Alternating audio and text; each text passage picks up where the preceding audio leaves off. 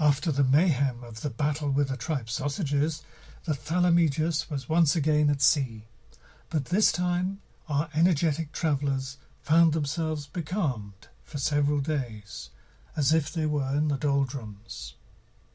Then, all at once, a squall sprang up, followed by an equally strong current, which seemed to drag them towards an island where Captain Porepuss decided that they should weigh anchor, at least until they could decide where to sail next. In a brief moment of calm, Pantagruel and his companions landed on the island in their skiff. No sooner had they reached the beach that another squall started, but they just managed to haul their boat away from the large waves which had started to break on the sand.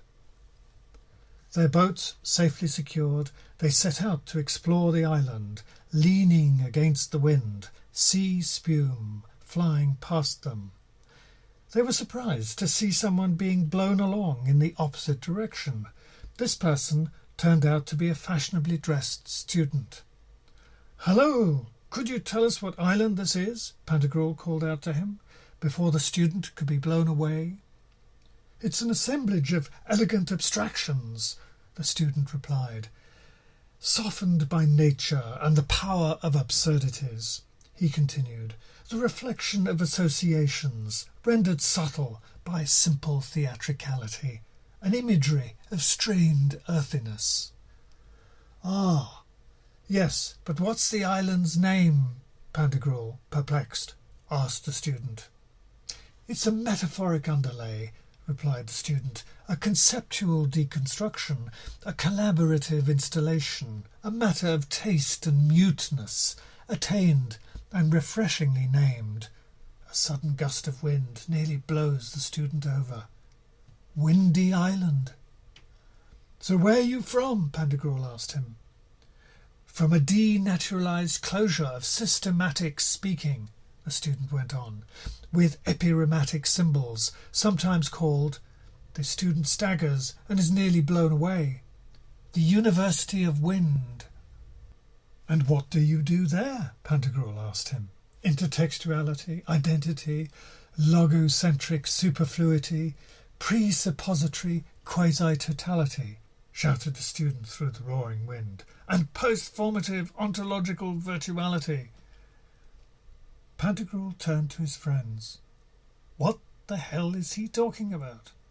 The identities of identities in terms of a substantive identity, continued the student relentlessly through the roaring gale. The embedding of performative absolutes, the trans-individual practices of irrelevant signifiers, and the specificity of meta-meta readings in metatextuality. "What the hell is he saying?" Pantagruel asked the group. "I think he's trying to tell us he's educated," Panurge replied. Pantagruel turned back to the student. "Is that right?" "It's a wry and ironic display of what's enclosed and what's enclosing," the student carried on, "an extension of narrow disgust, of minimalism parodying life, of established banal devices oozing cool genuineness and unerring subversive aplomb." "Do you think he's taking the piss?" Pantagruel asked Panurge. "No," said Panurge. "Well, it's not a foreign language I recognise," said Pantagruel. "Where are you from?" "What?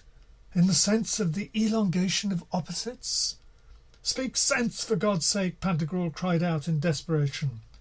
"Rather in the sense of the essence necessary for the sense to be essentially essence in the sense?" asked the student, shouting louder and faster against the wind.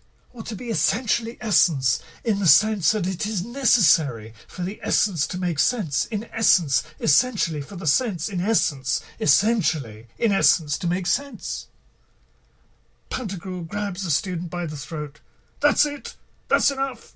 Where'd you learn this garbage?" The student loses his self-assured composure and jerks his head to one side. Over there! That's where I learned it! All of it!